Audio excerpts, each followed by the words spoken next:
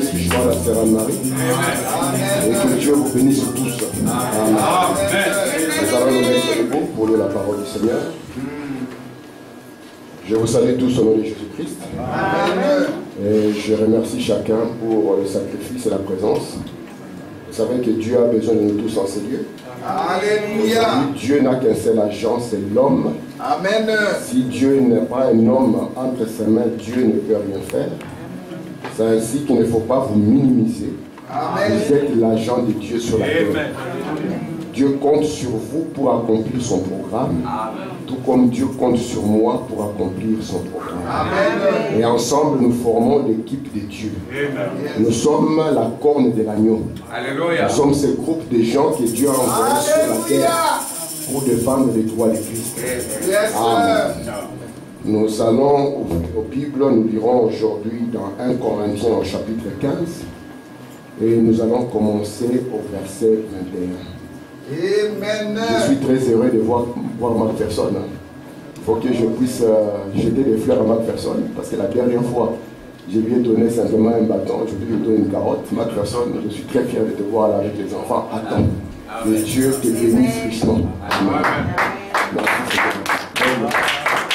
Nous voulons applaudir les bonnes choses. Amen. Alléluia. Nous allons lire cela ensemble. 1 Corinthiens chapitre 15 à partir du verset 21.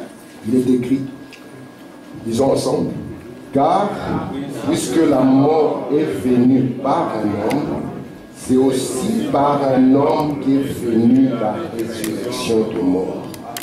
Et comme tous meurent en Adam, de même aussi tous revivront en Christ. Prenons dans Romains chapitre 5. Alléluia. Nous allons lire les versets 12, les versets 13, et puis nous allons sauter, nous allons lire les versets 18 et les versets 19. Amen. Donc Romains chapitre 5, nous allons lire 4 versets dans ce chapitre. Nous allons commencer au verset 12. J'espère que vous y êtes. Amen. Nous lisons la parole ensemble. C'est pourquoi, comme par un seul homme, le péché est entré dans le monde, et par le péché la mort, et qu'ainsi la mort s'est étendue sur tous les hommes, parce que tous ont péché. Car jusqu'à la loi, le péché était dans le monde. Or, le péché n'est pas imputé quand il n'y a point de loi. Verset 18.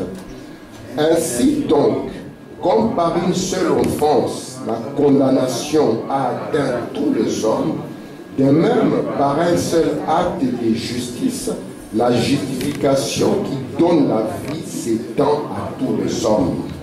Car, comme par la désobéissance d'un seul homme, beaucoup ont été rendus pécheurs, de même par l'obéissance d'un seul, beaucoup seront rendus justes. Alléluia. Et Dieu ajoute des riches bénédictions à la lecture de la parole. Nous pouvons nous asseoir. Amen. Je vous salue au nom de Jésus-Christ. Amen.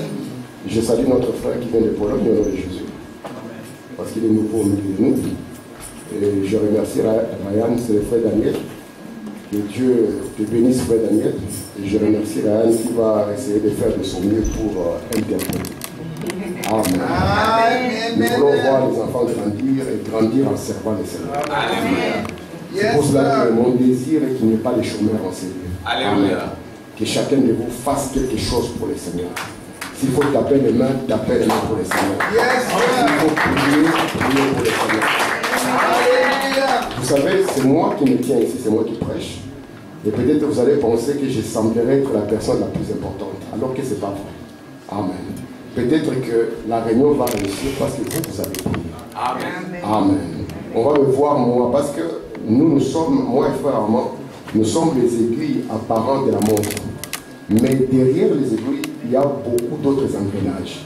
Et la grande récompense, en réalité, ne vient pas vers nous. La grande récompense, c'est pour ceux-là qui font un travail qui n'est pas visible. Amen. Comme vous savez, nous sommes en train de parler d'un sujet que nous avons commencé ensemble et que nous avons intitulé « Revenant à Dieu par la nouvelle naissance ». Avec félicitations pour la fin de tes études. Je remercie le Seigneur qui t'a soutenu. Amen. que Dieu puisse te donner maintenant une suite qui est bonne. Amen. Nous voulons remercier Dieu pour quelque chose, n'est-ce pas? Nous ne sommes pas ingrats. Nous voulons être reconnaissants pour chaque petite chose. La santé qu'il nous donne, nous disons merci. Lorsque nous nous réveillons le matin, que nous avons le souffle de vie, c'est Dieu qui nous la donne. Amen. Frère Bonhomme dit qu'il n'y a que les cochons qui mangent sans lever la tête. En réalité, les cochons ne savent pas lever la tête. Lui peut manger sans chercher d'où vient la source de bénédiction. Nous ne sommes pas des porcs ni des cochons. Amen. C'est la destination des démons qui viennent du fou des Gadara. Mais nous sommes le peuple de Dieu. Qu'il les vend le tête et qu'il remercions Dieu pour chaque. Amen. Amen. Avoir la foi de quitter la maison et de venir dans un lieu comme ça, c'est la grâce de Dieu. Amen. Yes, sir. Et avoir un message comme nous avons, c'est aussi la grâce. Maintenant, nous sommes en train de voir avec vous comment revenir à Dieu. Amen. Yes, sir. Non pas revenir à Dieu selon nos pensées, mais revenir à Dieu selon la voie que Dieu a pourvue. La voie, Dieu a pourvu une voie pour chaque chose. Dieu a pourvu, par exemple, pour qu'un poisson puisse vivre, il doit vivre dans l'eau. C'est la voie pourvue par Dieu pour que les poissons puissent vivre. Si vous le sortez de cette voie, il ne sera jamais confortable. Il va sentir qu'il n'est pas dans la volonté parfaite du Seigneur. Et quand Dieu a créé l'homme et qu'il l'a placé sur la terre, Dieu avait un objectif par rapport à cet homme. La fois passée, nous avons vu ce que Dieu avait dit à notre père Adam. Vous devez comprendre que la Bible a plusieurs dispensations. Et lorsque Dieu crée l'homme, la première dispensation qui entre en scène, c'est la dispensation de l'innocence. Amen. Amen. Pourquoi c'est la dispensation de l'innocence? Parce qu'en Dieu, il n'y a point de ténèbres. J'insiste sur ça. En Dieu, il n'y a aucune forme de mal. Dieu ne peut pas faire du mal à quelqu'un. Parce que Dieu est amour. Amen. Dieu est lumière. Et maintenant, comme Dieu a créé un être qui était de sa nature, cet être-là aussi ne pouvait jamais faire quelque chose de mauvais. Pourquoi? Parce qu'il avait la même nature que Dieu. Amen. Et nous avons vu que cet homme-là était Adam. Dieu, quand il a créé à son image, c'était un être esprit. Lorsqu'on a demandé à un grand cerveau scientifique d'où vient le monde, il a dit, ce que vous voyez étant visible vient de l'invisible. Amen. De la même manière que même ceci a commencé d'abord dans un monde invisible, dans la pensée de la personne qui l'a conçu. Il n'y a rien qui est dans le monde visible qui ne puisse pas avoir sa correspondance dans le monde invisible. C'est pour ça que le premier être que Dieu a créé était un être esprit. Il était à l'image de Dieu. Dieu n'est pas chair. La Bible dit dans Jean 4, Dieu est esprit. Et le premier être que Dieu crée, c'est Adam. Et c'est un être esprit qui a une partie mâle et une partie femelle. Mais c'est un être. Comprenez cela? Et cet être ici a la même nature que Dieu. Il a le même réflexe que Dieu. Il a le même comportement que Dieu. Pourquoi? Parce que c'est un fils de Dieu. Amen. Amen. Dieu a donné une loi que l'homme ne peut pas briser. Cette loi, c'est que chaque sémence se reproduira selon son espèce. Amen. Si vous prenez un chien ne peut pas produire un chat. Parce qu'ils ne sont pas de la même espèce. Et Dieu, quand il a produit ses fils, il était de l'espèce de Dieu. Amen. Mais Dieu, quand il a créé, Dieu voulait aussi que cet homme puisse toucher. Ici, l'homme esprit, il se trouve dans Genèse, au chapitre 1er, à partir du verset 26. Dieu dit, créons l'homme à notre image. Et nous avons vu qu'en Colossiens, on nous a parlé du logos comme étant l'image de Dieu. Ainsi, cet homme n'était pas encore chair. La chair viendra plus tard. Il a d'abord vécu comme esprit avant de vivre comme chair. Amen. Amen. Mais la provenance de cet homme, il vient d'Elohim. Alléluia. Ouais. Lorsque vous le voyez, il est une partie d'Elohim. Sans lui, Elohim n'est pas complet. Elohim s'identifie à lui. Elohim est attaché à lui. Elohim ne peut pas le perdre parce que c'est une partie de son être. Amen. Est-ce que c'est clair jusque-là? Après, maintenant, comme Dieu veut que l'homme puisse toucher, parce qu'il lui a donné la terre comme domaine, alors qu'est-ce qu'il va faire? Dieu va former maintenant un corps de terre. Alléluia. Nous sommes dans Genèse chapitre 2, verset 7. Pourquoi ainsi nous insistons sur ces deux êtres? Parce que si vous ne savez pas différencier ces deux êtres, vous risquez de donner à Dieu ce qui n'est pas à Dieu, et vous risquez de donner à César ce qui n'est pas à César. Mais Jésus, en son temps, il savait faire la distinction entre les deux. C'est pour ça qu'il avait dit, donnez à César ce qui est à César, et donnez à Dieu ce qui est à Dieu. Amen. Dieu ne prendra que celui qui est de sa famille. Dieu ne prendra que celui qui est de sa maison. Amen. Maintenant, qu'est-ce que Dieu va faire? Lorsqu'il forme un corps, il va prendre l'esprit mal qui était, il va le souffler ici. Amen.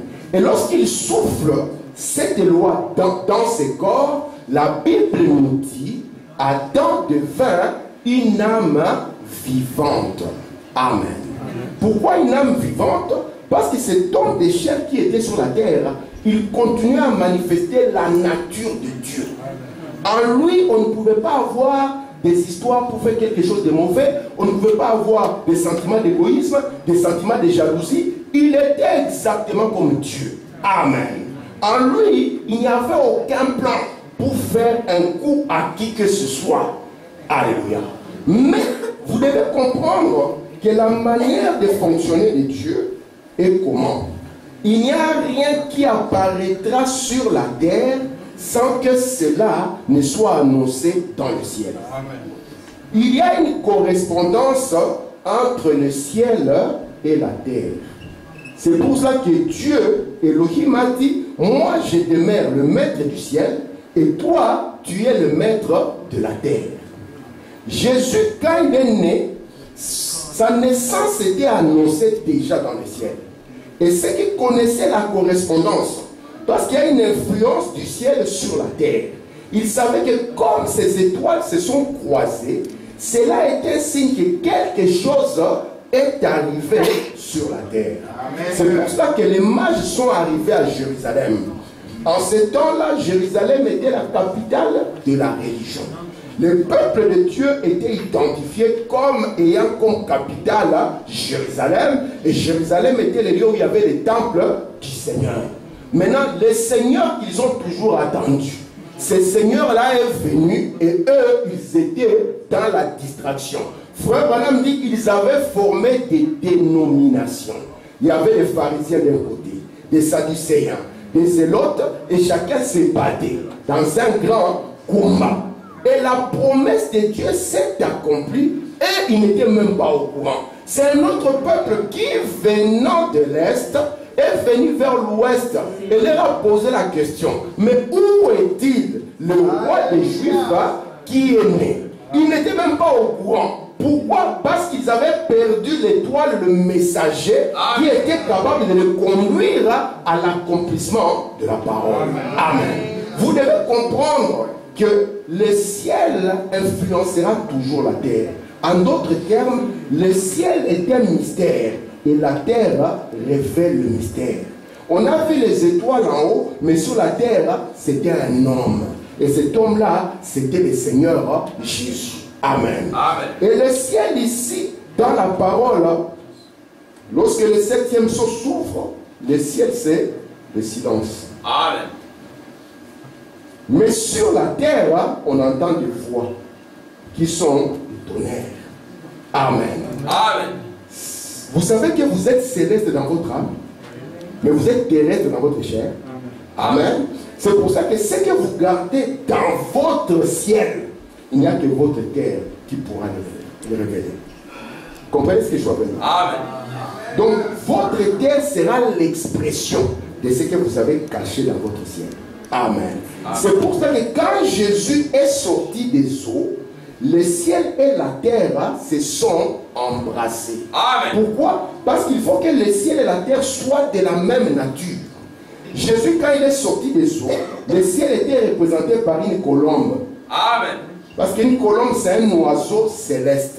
Et sur la terre, Jésus était représenté par un agneau, n'est-ce pas? Amen. Parce que Jean a dit, voici l'agneau de Dieu qui ôte les péchés du monde. Amen. Et si vous regardez la colombe et l'agneau, ils ont la même nature. C'est ainsi que la colombe est venue sur l'agneau afin de pouvoir révéler le programme de Dieu. Est-ce que ça va? Amen. Maintenant, dans les jardins d'Éden, cette réalité ici ne va pas aussi échapper. Nous avons parlé la dernière fois de ce que Dieu avait fait comme alliance avec Adam. C'était la dispensation de l'innocence, mais Dieu avait fait une alliance conditionnelle avec Adam. Il a dit à Adam, le jour où tu peux manger de tous les arbres, mais il y a un seul. Alléluia. Tu ne dois jamais toucher à cet arbre. Le jour où tu toucheras, ce jour-là, tu vas mourir. Dieu ne ment pas. Amen. Et nous voulons ici, premièrement, que vous puissiez percevoir ce que signifie la mort, tout d'art. Amen. C'est quoi mourir? Ah. Parce que beaucoup de gens se trompent. Ils pensent que quand on laisse tomber la robe de chair, c'est ça signifie la mort. Ça, c'est le langage humain. Ouais. Mais chez Dieu, ce n'est pas ça la mort. Ouais. Parce que Jésus était Dieu fait homme. Amen. Lorsqu'il a parlé de la mort, il n'a jamais dit ça. Il a dit, nous allons réveiller le frère Lazare. Amen. Mais les frères ne comprenaient rien. Alors il a pris un langage humain pour leur dire, Lazare est mort. Mais lui, il savait que celui qui croit en lui ne peut jamais mourir. Amen. Amen. Amen. Il ne peut jamais mourir. Amen. Mais maintenant, Lazare était quelqu'un attaché à Jésus. Dans le livre Le Prince de la maison de David, il faut vraiment répéter ça, on montre que c'est Lazare même qui a dit à Jésus, il y a un prophète là-bas. Au lieu de rester à la maison, allons prier, allons écouter la parole. Et Jésus qui était la parole ne pouvait pas résister à ce qui était la parole. C'est ainsi qu'ils sont partis. Ils marchaient côte à côte. Et après un moment, Lazare s'est arrêté. Et Jésus a continué. Et Jean a vu. Jean n'a pas vu que c'était quelqu'un de sa famille. Non. Jean a vu un signe. Il a vu le ciel venir confirmer la terre. Il a vu la colombe descendre sur l'agneau. Amen. Amen. Si vous voulez que la colombe descende sur vous, vous devez être un agneau. Amen. C'est ça le mystère. Si vous n'êtes pas un agneau, la colombe ne descendra jamais.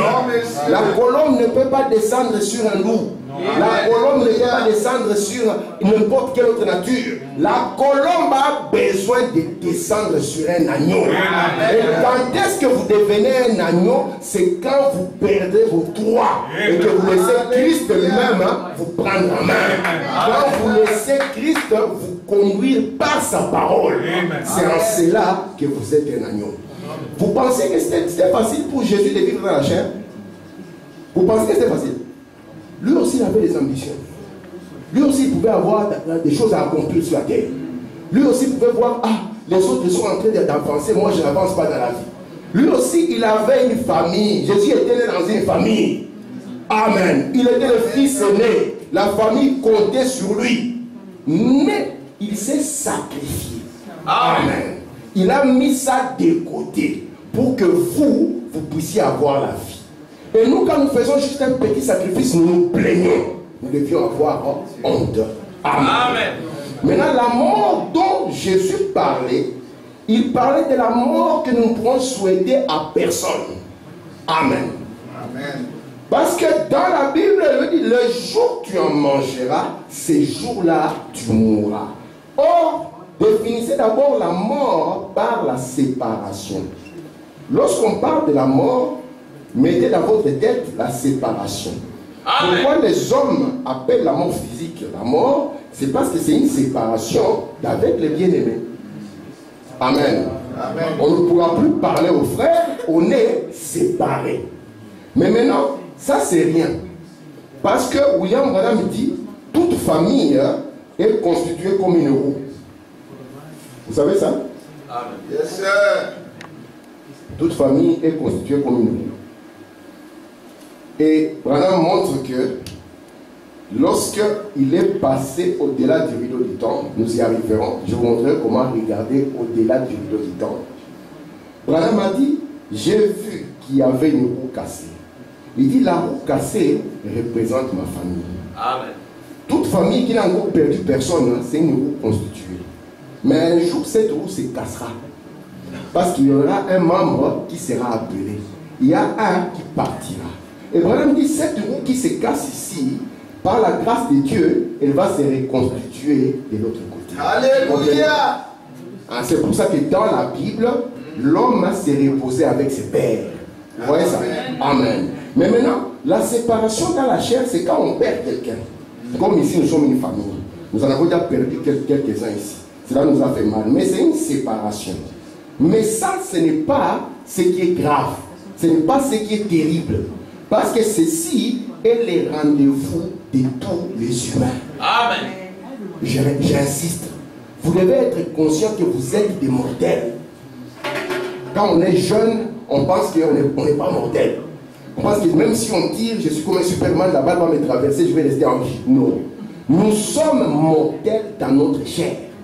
Amen. Amen. Mais il y a une partie en nous qui ne peut pas connaître la mort. Amen. Amen. Maintenant, remarquez, lorsque Dieu était en train de parler à Adam, lui parlant de la séparation, qu'est-ce qu'il était en train d'enseigner à Adam? Il a montré à Adam que sa chair, ce n'est pas ce qui était spécial. Mais ce qui était spécial à Adam, c'était le souffle que Dieu avait soufflé en lui. Parce que c'est ce souffle-là qui avait rendu Adam Dieu sur la terre. C'est pour ça qu'on parle de lui disant il est devenu une âme vivante. Or, l'âme, c'est la nature de l'esprit. Donc, Adam était sur la terre avec la même nature que son père. Et maintenant, ce souffle-là en Adam, c'était Dieu en Adam. Amen. Donc, Adam était uni à Dieu. De la même manière que Jésus sortant des eaux, le ciel et la terre s'étaient unis, en Adam aussi il y avait l'union invisible. Amen. Amen. De l'épouse céleste et de l'épouse terrestre. C'est ce qui était en Adam. Et Dieu lui a dit maintenant, le jour où tu vas pécher, il y aura séparation. Or, cet esprit éternel qui était en Adam, c'est ce qui lui garantissait la vie. C'est ce qui lui garantissait d'être maître sur la terre. S'il perdait cet esprit, automatiquement il perdrait la vie. Amen. Et il allait perdre le fait d'être maître sur la terre. Exactement comme Samson. Ce ne sont pas les muscles de Samson qui rendaient Samson fort.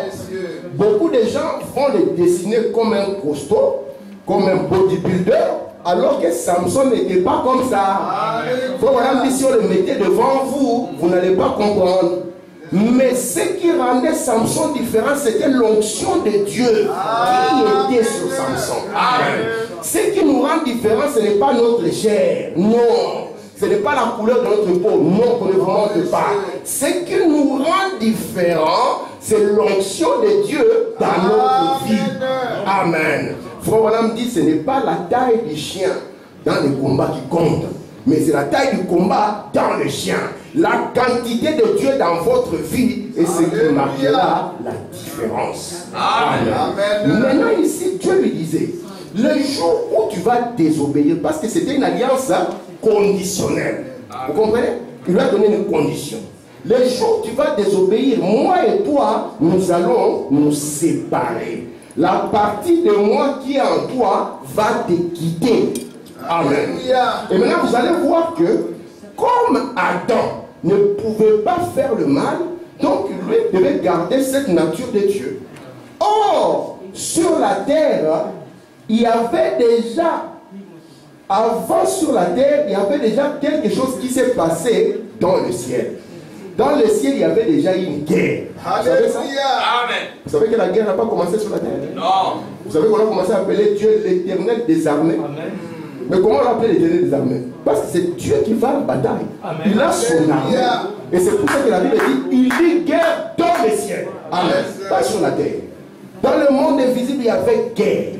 Il y avait d'un côté Michael, qui est venu avec les un tiers, ses anges. Et de l'autre côté, il y avait Lucifer, qui aussi est venu avec ses anges, dans une confrontation.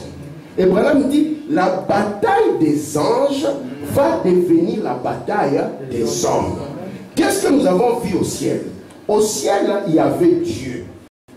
Et Dieu avait son bras droit. C'était Lucifer. Frère Branham dit, il était égal à Dieu en tout, sauf dans la création. Amen. C'est pour ça qu'aucun sorcier ne peut crier.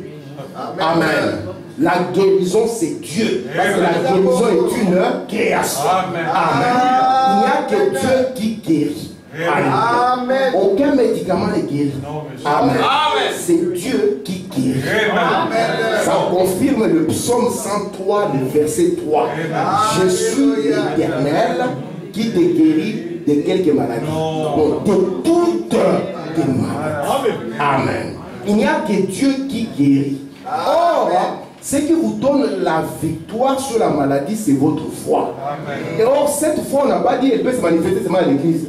Votre foi peut se manifester même dans un concert de Beatles. Et vous sortez là-bas, vous êtes guéri.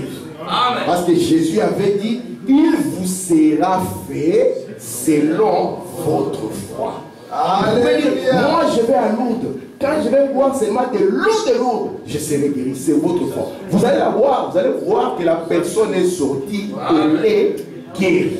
Amen. Mais qui l'a guéri, c'est Dieu qui guérit. Et Dieu, c'est la vie. C'est la vie qui guérit.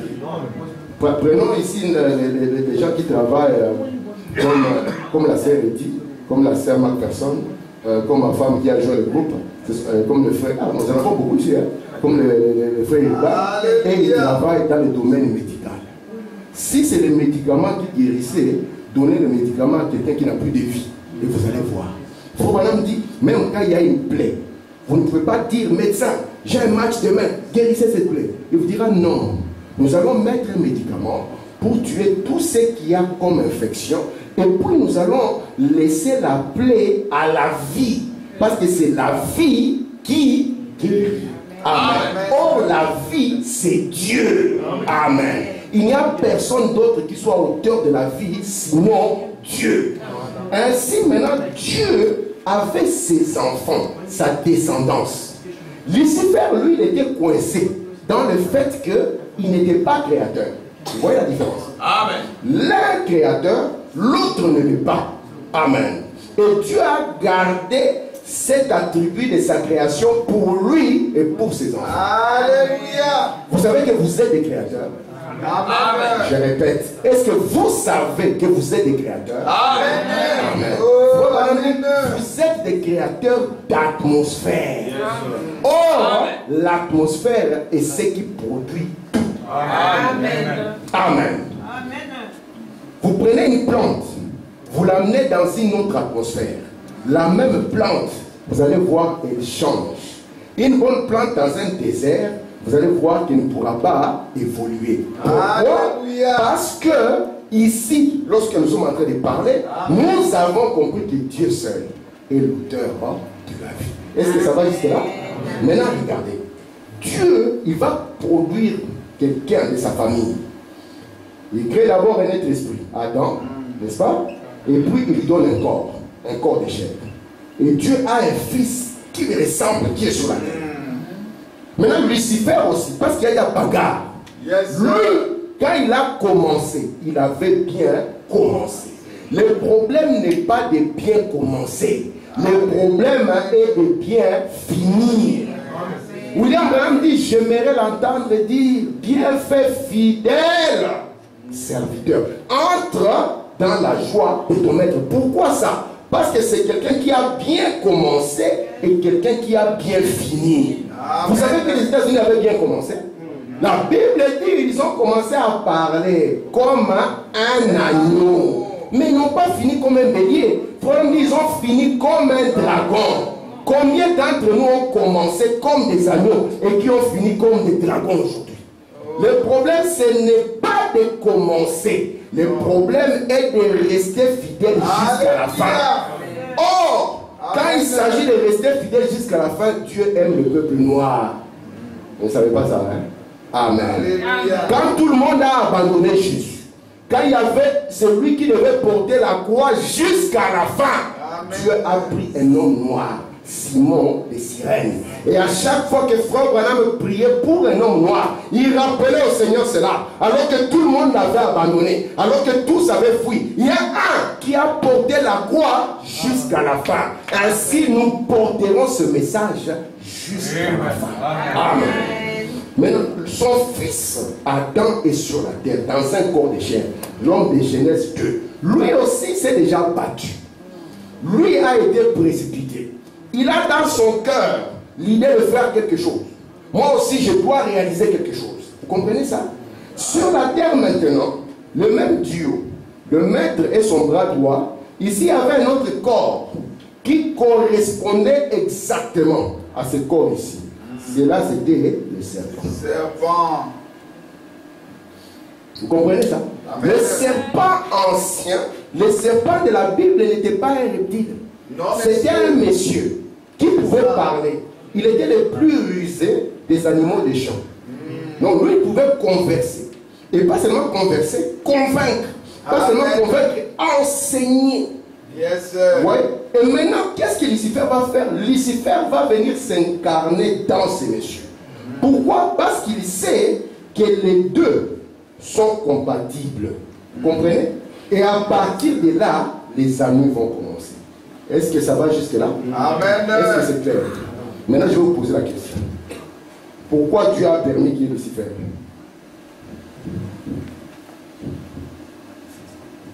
Et puis, alléluia. De deux. Deuxième question. Qui était en Éden?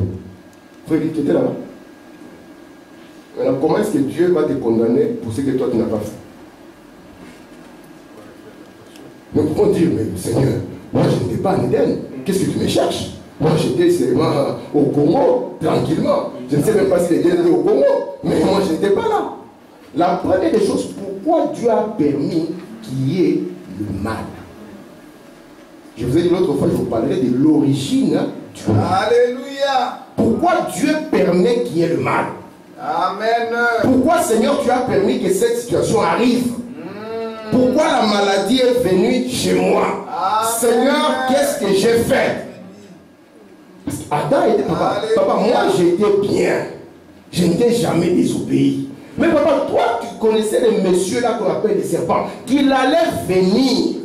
Alléluia. Or, dans l'éternité, il n'y a pas cette dualité. Cela n'existe pas. Dans l'éternité, il n'y a que lumière. Mais dans le temps, on trouve une dualité. On trouve que Dieu sépare la lumière d'avec les ténèbres. Alléluia. Il ne faut pas vous contenter simplement de commencer avec la lumière. Lucifer signifie lumière. Mais c'est une lumière qui est devenue ténèbre. Comme les Luthériens avaient la lumière au début, et leur lumière est devenue ténèbre. Vous comprenez? Amen. Vous devez rester dans le programme parfait de Dieu. Amen. Vous marchez et demeurer dans la lumière. Parce qu'on vous a identifié comme étant les enfants de la lumière. Amen. Amen. Maintenant ici, on peut se poser la question, mais Seigneur, nous dans l'éternité, il n'y avait pas de mal. Mais nous entrons ici dans les temps, d'un côté il y a des ténèbres, de l'autre il y a la lumière. Mais quel est le but de tout cela? Alléluia. Je peux dire voilà. Amen. Vous avez les prophètes? Amen. Amen. Frère Branham dit, dans le même jardin, d'entendre reconnaître et agir sur la base de la parole de Dieu, paragraphe 12, il y avait l'arbre de la vie, il y avait aussi l'arbre de la mort. C'est bizarre ça, non? Dans le même jardin. Beaucoup de gens pensent que le jardin c'était vraiment merveilleux. Ce n'était que la joie, la paix. Mais le diable était dans le jardin, non? La Bible dit, parlant de lui, tu étais en Éden, le jardin de Dieu. Et pourquoi on dit c'est bizarre? Dans le même jardin, nous trouvons l'arbre de la vie et nous trouvons aussi l'arbre de la mort. Alléluia. Or, quand nous montons dans l'éternité, il n'y a pas de mort. Mais pourquoi ceci est là? Paragraphe 13. Nous connaissons cela aujourd'hui comme étant, quelle loi? La loi du contraste. Là où il y a le bien, il y a aussi le mal. Là où il y a le vrai, il y a le faux. Mais je pensais que Jésus, dans son assemblée, il n'y aurait que le vrai. On a trouvé que Judas était avec nous. Judas était un croyant. Vous savez que Judas était croyant? Peut-être que vous avez une mauvaise idée de Jésus. Je suis sûr que si vous n'êtes pas appelé de Dieu, on place devant vous Judas, on place devant vous Jésus, vous allez choisir Judas à la place de Jésus. William Branham dit, si on mettait Esaü et Jacob devant vous, vous allez aimer Esaü et vous allez haïr Jacob. Or, Dieu a dit, moi, j'ai aimé Jacob et j'ai haï Esaü. Judas était un croyant. Il croyait que Jésus était le Messie. Pas seulement il croyait, mais il démontrait. Il pouvait prendre les tableaux, démontrer comment Jésus est le Messie. Et comme il était un homme plongé, il allait voir les sacrificateurs et parler avec eux pour leur dire, mes frères, ne soyez pas aveugles. Dieu a accompli la parole. Le frère là-bas, c'est le Messie. Il faut qu'on continue. Nous n'allons jamais, vous voyez le mot? Jamais. Peu importe notre environnement, nous ne serons jamais en mesure de nous débarrasser de la présence de l'un ou de l'autre. Donc, même là où il y a la vérité, potentiellement, le faux doit être là. Et vous ne pouvez pas séparer les deux. Parce que cela va commencer depuis la chute. Est-ce que vous comprenez ça? Depuis la chute, regardez. Cet homme, Adam, qui venait de Dieu, quand Dieu l'a placé dans un corps, il vivait dans le monde du surnaturel. Il n'a jamais vécu dans le monde naturel. C'est à sa chute maintenant qu'il va commencer maintenant à vivre dans le monde naturel. C'est pour ça qu'avant, il pouvait être physiquement nu, mais il ne pouvait pas le savoir. Parce qu'il vivait dans le monde du surnaturel. Il était dans les sphères d'en haut. Maintenant, quand son âme sera en ténébreux, ses yeux surnaturels vont se fermer et ses yeux naturels vont s'ouvrir. Il sera maintenant un homme naturel qui a des peurs, des angoisses et des réflexes. Vous comprenez ça? Amen. Maintenant, regardez. Vous allez être conscient que quand il commence à devenir un homme naturel, hein, ça sera la nature de l'homme de Genèse 2. La nature de la chair. C'est pour ça que la Bible va vous montrer que nous sommes en face de deux hommes. Quand un homme naît de nouveau, il y a deux hommes dans un même forme. Quand un homme naît de nouveau, il faut vraiment dire qu'il devient un être double. Il y a un qui est identifié au mal. C'est l'homme de Genèse 2. Parce que depuis Adam, nous tous ne sommes pas venus dans la volonté parfaite de Dieu. Nous sommes venus dans la volonté permissive de Dieu. Mais quand vous naissez de nouveau, il y aura un être double. Il y a un, celui-ci, qui sera un homme attaché au mal, de par sa nature. Et il y aura un autre qui sera l'homme de Genèse 1. Celui-là, c'est un homme attaché au bien. Et vous n'allez pas séparer les deux. Aussi longtemps que vous serez dans le temps, vous voyez, cette nature pécheresse sera attachée à vous. Est-ce que vous croyez cela? Je peux le dire encore. En effet, Paul dit, quand je vais faire le bien, qu'est-ce qui se passe? C'est le bien qui arrive. Le mal est attaché à moi. C'est-à-dire, qui me délivrera de cette chair de péché? Le pécheur ne pourra jamais se débarrasser du chrétien. En vous, vous avez le pécheur, et en vous, vous avez le chrétien. Quand vous êtes né de nouveau. Malheur à vous, si vous n'êtes pas né de nouveau, vous n'avez que le pécheur. Amen. Or, dans la loi de Dieu, Dieu a dit, peu importe là où la lumière et les ténèbres se croiseront, la lumière aura toujours le dessus sur les ténèbres. Amen. Voici pourquoi vous devez naître de nouveau. Pour que la lumière ait toujours le dessus sur les ténèbres. Celui-ci ne voudra jamais venir à l'église. Jamais. Il va passer une semaine, il est incapable de vous pousser à lire une brochure. Quand vous mettez seulement la voix des fois, par exemple, les dodos suivent dit, donc vous dormez, la bande est finie, vous ne savez plus ce que vous étiez en train d'écouter. Le temps que vous dites que je vais ouvrir une brochure, c'est parti. Lorsque vous dites je vais prier un tout petit peu, c'est compliqué. Parce que c'est sa nature. Lorsque je vais prier, lui, il ne veut pas. Lorsque je me dis je vais me sacrifier pour aller à l'église, lui, il ne veut pas. C'est pour ça qu'en vous, il y a deux natures. Est-ce que vous comprenez cela? Il faut madame dire, le pécheur ne pourra jamais se débarrasser du chrétien. Le chrétien ne pourra jamais se débarrasser du pécheur. Il y aura toujours là un témoin du bien, un témoin du mal. Écoutez, madame, faites votre choix. Vous allez vivre selon la chair ou vous allez vivre selon l'esprit. C'est un choix. Amen. Il dit, vous devez pencher d'un côté ou de l'autre. Tu dois faire un choix. J'ai choisi d'être un homme spirituel. Ah, tu choisis d'être un homme spirituel. Mon frère, qu'est-ce qu'il faut pour grandir dans l'amour de Dieu? Première question. Parce que de la même manière que le corps de chair grandit, de la même manière que l'homme spirituel aussi grandit. Amen. De la même manière que l'homme de chair a besoin d'être nourri, de cette même manière, l'homme spirituel a besoin d'être nourri. Voici pourquoi Jésus a dit, l'homme ne vivra pas de pain seulement. Celui-ci, il vit de pain seulement. Quand on quitte ici, on trouve vite semoule, je ne sais pas moi, riz, tout ça, lui il aime ça. Mais l'autre vit de toute parole qui vient de la bouche de Dieu. La question, c'est qui la bouche de Dieu? La bouche de Dieu, c'est le prophète. Amen. Amen. Amen. Est-ce que vous êtes avec moi? Amen. Je peux continuer? Amen. Il faut madame dire. Il faut une femme mauvaise. Non, mais c'est bien d'avoir des femmes mauvaises. Tu sors dans la rue comme ça, tu trouves une femme corrompue. Ah, tu dis merci Seigneur. Même elle ne comprend pas. Mais je n'ai pas dit qu'il ne peut pas être converti. Mais quand tu vois une mauvaise personne qui dit ah, merci Seigneur. Il faut une femme mauvaise qui ne vaut rien pour que la vraie femme ait son éclat. Alléluia. Amen. Vous comprenez maintenant l'importance de la loi des contrastes. Je continue. Pour montrer, il faut la nuit, les profondes ténèbres, pour montrer la gloire de la lumière du soleil. Alléluia. Écoutez, c'est juste. Il faut être malade pour apprécier la bonne santé. Amen. Quand vous avez été dans une maladie qui vous a chicoté, vous direz, oh Seigneur, oh mon Dieu, si je pouvais retrouver ma santé. Écoutez, je continue. C'est la loi du contraste. Il en a toujours été ainsi et il en sera toujours ainsi tant que le temps est.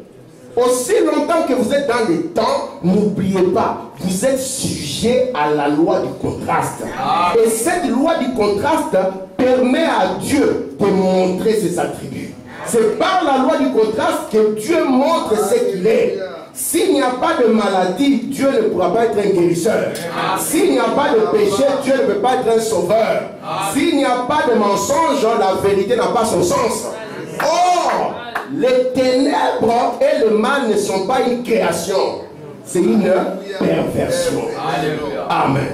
Est-ce que vous comprenez ça? Amen. Il faut que vous puissiez être un païen dans la chair pour que demain Dieu vous délivre et que vous puissiez apprécier cela. Amen. Peut-être qu'il y en a qui étaient de grands ivrognes qui ont marché en zigzagant. Puis aujourd'hui, ils marchent tout droit. Ils vont apprécier cela. Amen. Est-ce que vous comprenez? La loi du contraste est là pour que Dieu puisse vous manifester, vous, dans sa beauté. Alléluia. Merci Seigneur. Maintenant, qu'en est-il de toi, mon frère? Dans la loi du contraste, toi, tu commences à apprécier une mauvaise femme. Habillée de manière bizarre, toi, tu aimes ça. Ça montre que tu penches du mauvais côté. Voilà, me dit, vous devez faire votre choix. Soit vous marchez par l'esprit, soit vous marchez par la chair. Vous ne pouvez pas être entièrement blanc et entièrement noir à la fois. C'est impossible. Ici, c'est un mode de choix. Et Dieu vous a donné la capacité de choisir. Amen. Amen. Amen. Merci Seigneur. N'est-ce pas? Amen. Amen. Écoutez, Fouanam. S'il n'y avait eu que du soleil, vous savez, comme l'hiver commence, ça commence à regretter le soleil. Vous avez vu ça? Surtout nous les Africains. Moi, je suis africain. Quand on commence avec 6 degrés, Alléluia. c'est qu'il n'y a pas un petit miracle qui peut arriver. Que l'hiver passe à 6 degrés. Et je suis conscient que non. Tant que le temps subsistera, il faut qu'il y ait la loi du contraste. Amen. Et quand les premiers musulmans vont sortir, n'est-ce pas, on est chaud, hein? On dit yes sir, merci Seigneur. Parce que la loi du contraste permet de faire la différence entre ce qui est vrai et ce qui est faux. C'est ça. Si moi et frère moi de Dieu ici pour l'argent, n'est-ce pas, vous pouvez maintenant apprécier c'est quoi avoir des prédicateurs qui ne sont pas là pour l'argent. Amen. Moi je ne suis pas ici pour vos finances, mais je suis ici pour votre confiance. Amen. Ce que j'ai dit là, c'est la citation de frère Madame, ce n'est pas moi. Donc je continue. S'il n'y avait eu que du soleil, vous ne saurez pas comment l'apprécier. Vous savez, nous avons connu la fin. Hein, maman? Les enfants d'ici n'ont pas connu la fin. Hein, papa, maman? Amen. Il peut ouvrir le frigo. Il regarde. Il tourne. Ah, ça non. Il ferme le frigo. Maman, il n'y a rien d'autre. Parce qu'ils n'ont pas connu la loi. Alléluia. C'est pour ça qu'ils ne peuvent pas apprécier ce qu'ils ont. Alléluia. Ils vont pas se mettre comme ça, ils vont choisir des habits. Ah, il y a tellement d'habits. Tout ce que je n'ai pas aujourd'hui. Je fais seulement comme ça. Je tire celui qui sort. Mais il y a des endroits où tu ouvres, il n'y a qu'un seul habit. Les soirs avant de dormir, tu les laves. Et tu pries Dieu pour que le matin il soit sec. Et si tu n'es pas sec, tu sors courageusement. William Madame dit, je suis parti à l'école portant un manteau. La prof m'a dit, mais ma enfant, comment tu as chaud comme ça? Il dit, j'ai chaud. Et on a approché frère Madame encore à côté du poêle, où on était encore en train d'augmenter. Pourquoi il n'avait pas de chemise? Il connaissait maintenant un jour, quand il portait un costume, ce que cela signifiait. Amen. Nous ne devons pas être comme des enfants gâtés. Nous devons être reconnaissants. C'est ça le but de la loi du contraste. Alléluia. C'est pour ça que Dieu permet qu'il y ait des épreuves dans nos vies pour que nous puissions apprécier l'autre côté. Alléluia. Vous l'avez madame dit, ces épreuves ont leur importance. Yes, sir. Madame dit, si en fermant les yeux nous prions et Dieu nous répondait à l'instant, nous allons devenir impatients. Amen. C'est pour ça que madame dit, malheur à l'enfant qui a reçu tout ce qu'il a toujours voulu. Il dit, c'est là un cauchemar. Il va créer l'enfer pour la personne qui va l'épouser. Amen. Il dit, tu entres avec le petit junior dans les magasins. Il a pointé, je veux ça. Tu dis, junior, non. Il tape du pied. Il dit, non, il secoue la tête. Il pousse un cri. Ah, junior, et puis on parle. Parce que tu as peur des juniors. Dieu n'est pas comme ça. Dieu aime que nous puissions l'apprécier. Et c'est pour ça que notre Dieu, le même Dieu sur la montagne, c'est le même Dieu dans la vallée. Même quand nous traversons, amen, la vallée de l'ombre et de la mort, nous ne craignons. Amen. Amen. La loi des contrastes. Elle commence dans la chair depuis la chute. Qui me délivrera de ce corps de péché? Maintenant, mon frère, même Jésus lui-même, vous savez que quand la femme là l'avait touché, il a dit une vertu est sortie de moi. Amen. Amen. Et nous aussi, nous devons avoir de la vertu en nous. Et cette vertu, elle vient par le coup de la parole et par la prière. C'est comme ça. Alléluia. Vous n'écoutez pas la parole, vous ne lisez pas. Venir à l'église, il faut que je vous remonte, il faut que je vous crie dessus. C'est une honte pour vous. Vous ne serez pas capable de résister à l'épreuve. Amen. C'est pour ça qu'on va attendre les mêmes. Oh, les frères là-bas, ils ont tous bien commencé. Mais ne soyez pas comme les États-Unis. Commencez comme un agneau. Finissez la route. Alléluia. J'ai combattu le bon combat de la foi. Mon ami continue, dit, qu'en serait-il s'il n'y avait pas eu de méchantes personnes, de méchantes femmes? Une bonne femme ne serait pas honorée. C'est pour ça que tu aimes ta maman. Amen. Parce que tu as trouvé que c'est une bonne maman. Si toutes les mamans étaient comme ça, c'est pareil. Mais quand tu as trouvé, il y a des femmes méchantes. Voilà, me dit, l'enfant pleure. Il dit là-bas, voilà, me dit, un conseiller à la face du diable. Il dit, laissez-le pleurer. Voilà, me dit, c'est ce qui crée des générations des enfants qui ont pété les plombs. Parce qu'on l'a laissé pleurer jusqu'à la fin. Alors que vous, quand vous étiez enfant, votre maman vous prenait dans ses bras. Amen. Pour ne pas vous laisser sous les angoisses. C'est pour ça que nous apprécions les bonnes mamans. Très bien. Vous êtes avec moi? Amen. J'ai senti un silence. Il ne faut pas laisser les enfants pleurer. Gloire à Dieu. Je continue. Qui dites-vous que c'est? Paragraphe 89. L'honneur ne lui reviendra pas, car tout serait pareil. Ça serait quelque chose de monotone, mais c'est une loi de contraste. Il ne peut y avoir de péché avant qu'il y ait la justice. En effet, la justice est la chose correcte, le péché est la perversion de la justice. Est-ce que vous savez qu'il ne peut pas y avoir le mal sans qu'il y ait d'abord le bien? Est-ce que vous comprenez ça? Il ne peut pas y avoir le mal sans qu'il y ait d'abord le bien. Parce que le mal devient mal par rapport au bien. Il ne peut pas y avoir de mensonge s'il n'y a pas de vérité. Le mensonge est déclaré mensonge par rapport à la vérité. Il faut que la vérité soit pervertie. Et frère Madame dit, dites toujours la vérité. Parce qu'après 50 ans, tu diras la même chose. Mais le mensonge qu'il tape aujourd'hui, tape dans 3 mois, une autre version sort. Et puis dans 6 mois, une autre version sort. Amen. Parce que la perversion n'est pas une création. Vous comprenez ça? Donc, nous avons vu que les ténèbres, c'est l'absence de la lumière. Nous avons compris que le mal, c'est l'absence du bien. C'est ce qu'Einstein a dit à son prof, lorsque le prof voulait lui montrer que Dieu était l'auteur du mal. Il a dit au prof, et si simplement le mal n'est que l'absence du bien? Et le prof était KO debout. Il faut d'abord qu'il y ait le bien pour qu'on puisse parler du mal. On ne peut pas parler du mal sans qu'il y ait le bien. C'est pour ça que Dieu est l'auteur du bien.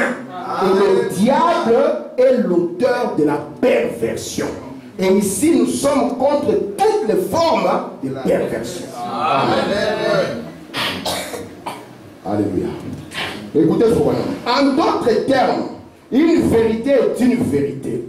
Un mensonge ne peut être un mensonge à moins qu'il y ait d'abord une vérité. Et qu'on ait perverti cette vérité en un mensonge.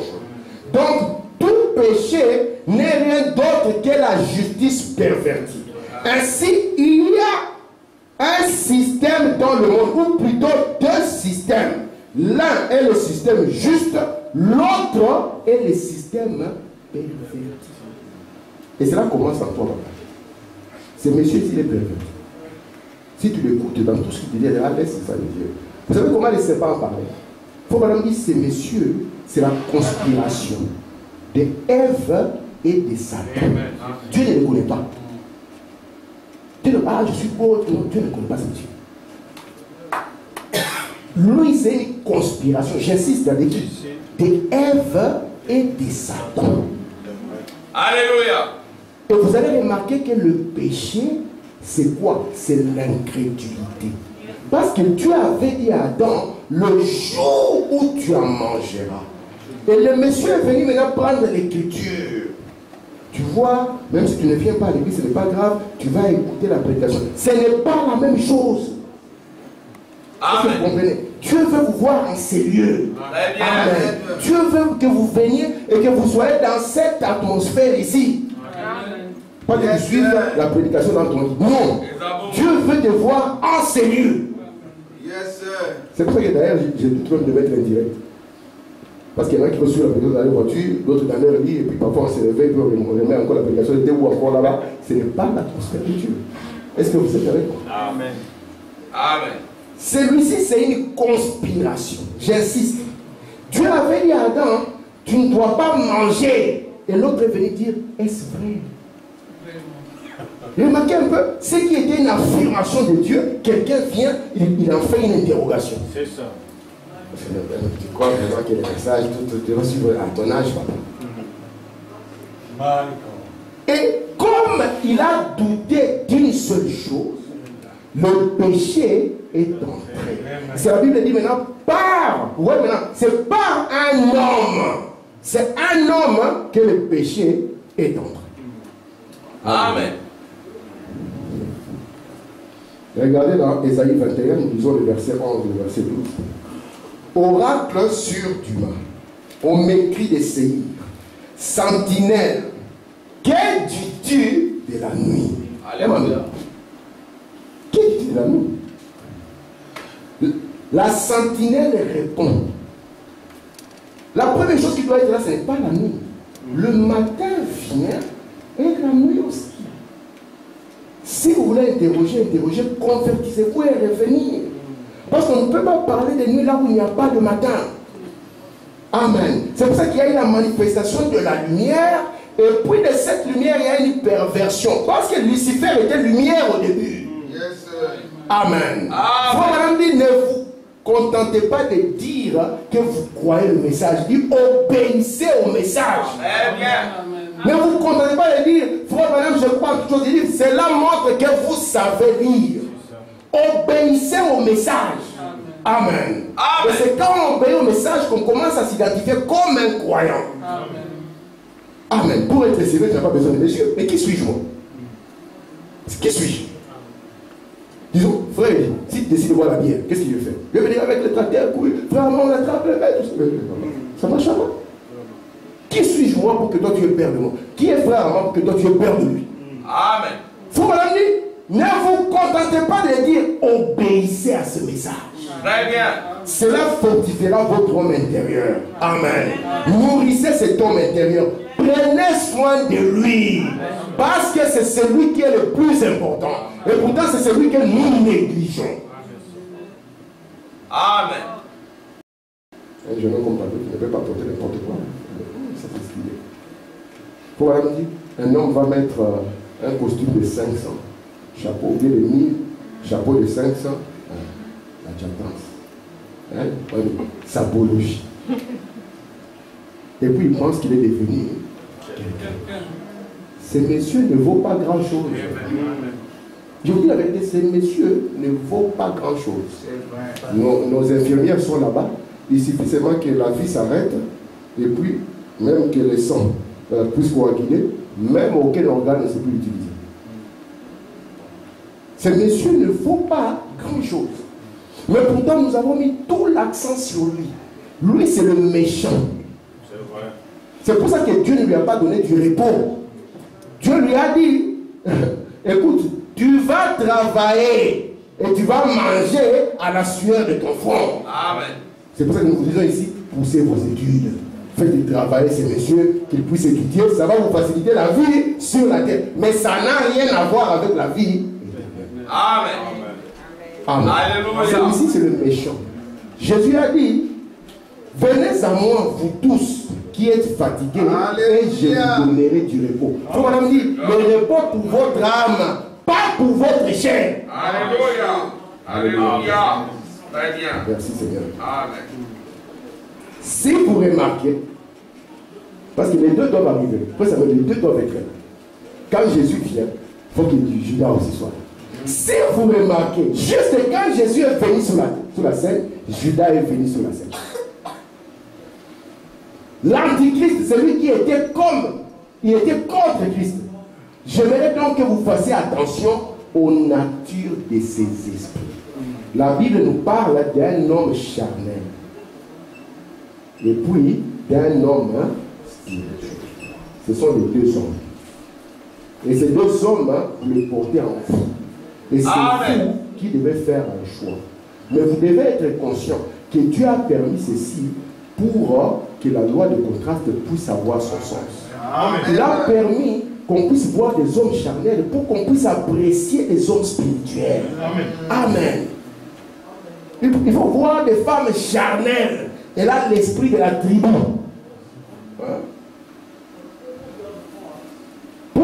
Pour maintenant apprécier celle qui a l'esprit de la tribu de Judas. Est-ce que vous comprenez? Amen. Amen. Tout dépend de votre identification. Amen. Celui-ci, nous en avons déjà pris beaucoup soin. Nous devons maintenant penser à cela. C'est ça mon conseil pour chacun d'entre vous. Amen. Nous pensons, oh il est noir, il est spécial. Vous n'êtes pas spécial parce que vous êtes noir. Qu'on arrête de vous mentir. Vous êtes spécial quand l'Esprit de Dieu est sur vous. Paul dit, il n'y a pas de montagne sainte. Il n'y a pas de bonne famille. Il n'y a pas de bonne famille. Oh la famille, ouais, allez chrétien. Vous allez fermer les yeux. Paul dit, plus les gens sont riches, plus les dégâts sont immenses. Il n'y a pas la seule bonne famille, c'est la famille de Jésus. C'est pour ça que toute la famille sur sur la terre et que la famille aussi portent une seule nature. Ils portent un seul nom. Le nom de Jésus. Amen. Je peux continuer? Je suis presque à la fin, ne vous en faites pas. Encore 5 minutes, j'ai fini. Frère Branham dit, Judas, lui, était un homme religieux. Il n'était pas un incroyant. Mais nous savons tous qu'il était l'antichrist. Il travaillait le plus près de Christ. Il était son bras droit. Dans la condamnation par révélation, par 906. Bien de fois, j'ai entendu des gens dire, c'est pas ça qu'il est ça.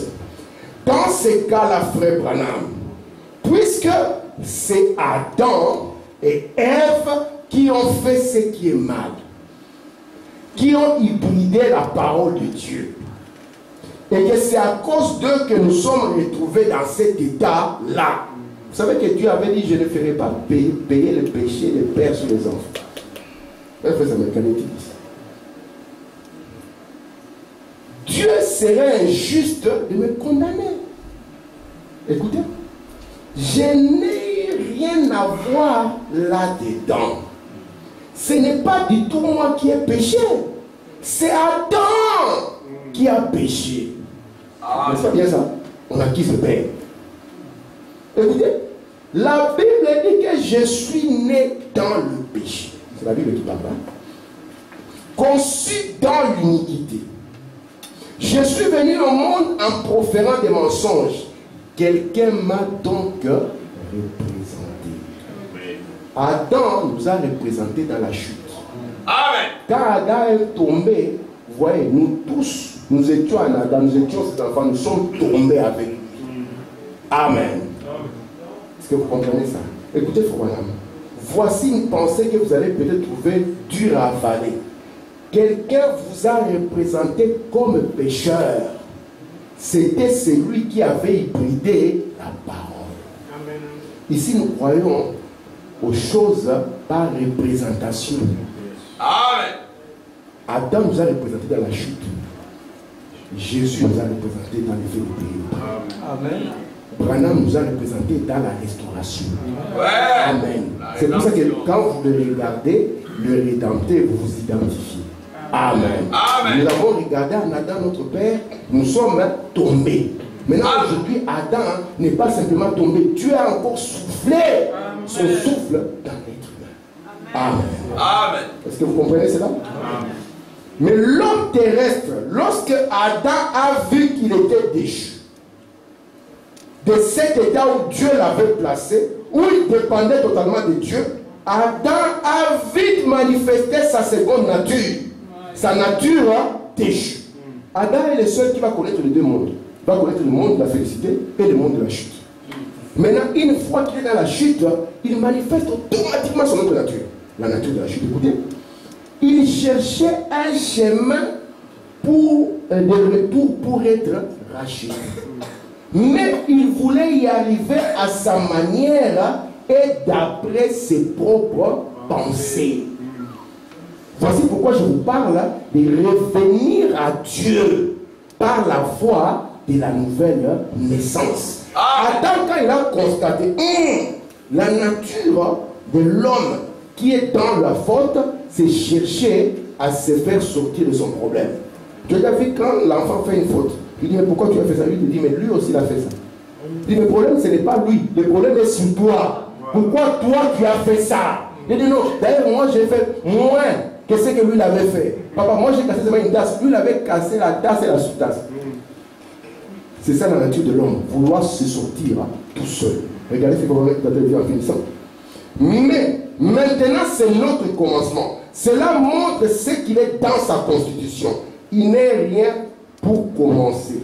Sa nature, sa condition déchue, il n'est absolument rien. Amen. Il est même moralement plus bas qu'un animal. On peut voir un papa qui rentre dans les magasins en train de regarder sur les jupes des femmes. Un animal, est-ce qu'un cheval peut faire ça? Un chien peut faire ça. Mais tout un papa de 50 ans. Comme le procès qu'il y a eu en France. Et l'homme qui était en train il drogue sa femme pour les faire violer par les hommes. Imaginez un peu ça. Le jour où on attrape cette femme, la police vient voir la femme dit à mon mari, un chic type. Un chic type. Il est moralement plus bas qu'un animal. Amen. Donc si vous ne nourrissez pas cet homme-là, vous avez le risque d'être plus bas qu'un animal. Amen. Parce qu'après tout, ici, vous n'êtes qu'un animal. Mais au lieu que vous soyez même un animal plus élevé, mamie, le plus bas des animaux. Amen. On a fait violer sa femme, ce n'est pas suffisant. On commence maintenant à aller regarder sous l'Égypte des femmes. Papa, qu'est-ce qui ne va pas? C'est quoi? Qu'est-ce qui se passe avec l'homme? Écoutez ici. Dans sa nature déchue, dit donc ça. C'est une forte déclaration, n'est-ce pas? Mais c'est la vérité chrétienne. Un homme dans sa nature déchue manque de morale plus que n'importe quel animal au monde. Il peut s'asseoir, regarder des photos de femmes nues. Un animal ne peut pas faire ça. Mais lui, il peut être là et gagner de l'argent là-dessus. Devenir même millionnaire. Et puis, les gens aussi vont l'applaudir, ils vont aimer ça. Et il sera une star qui est une Kardashian. Et les filles vont vouloir ressembler à ça. Et quand vous parlez contre ça, comme c'est un monde des animaux, ils ne peuvent jamais comprendre ça. Écoutez, je voulais lire une citation. Je vais la lire aussi. Je mérite de ça. Je vais lire cette par cette citation que je finis. Je reste ici à la chair pour que vous soyez sûr que j'ai fini. Question et réponse sur les Hébreux, deuxième partie. Je vais le lire en douceur. Quand un homme est né, il naît ayant en lui un esprit de ce monde. Nous allons le voir prochainement. Voilà la raison pour laquelle il doit faire quoi? Il doit naître de nouveau. Car cet esprit vient de la conception par le père et la mère. Laquelle conception est sexuelle. Il ne peut absolument pas, vous comprenez les mots? Absolument pas vivre pour toujours. Aussi doit-il naître de nouveau. Que le Seigneur Jésus-Christ nous allons naître debout. Est-ce que vous avez compris d'abord le contraste? Amen. Il faut avoir vécu dans la chair pour que quand vous serez dans la théophanie, vous serez compris. Amen. Quand Frère Branham était dedans, il n'a pas pleuré. Oh Seigneur, j'ai des enfants. Non, c'est bien de rester ici. Amen. C'est la loi des contrastes.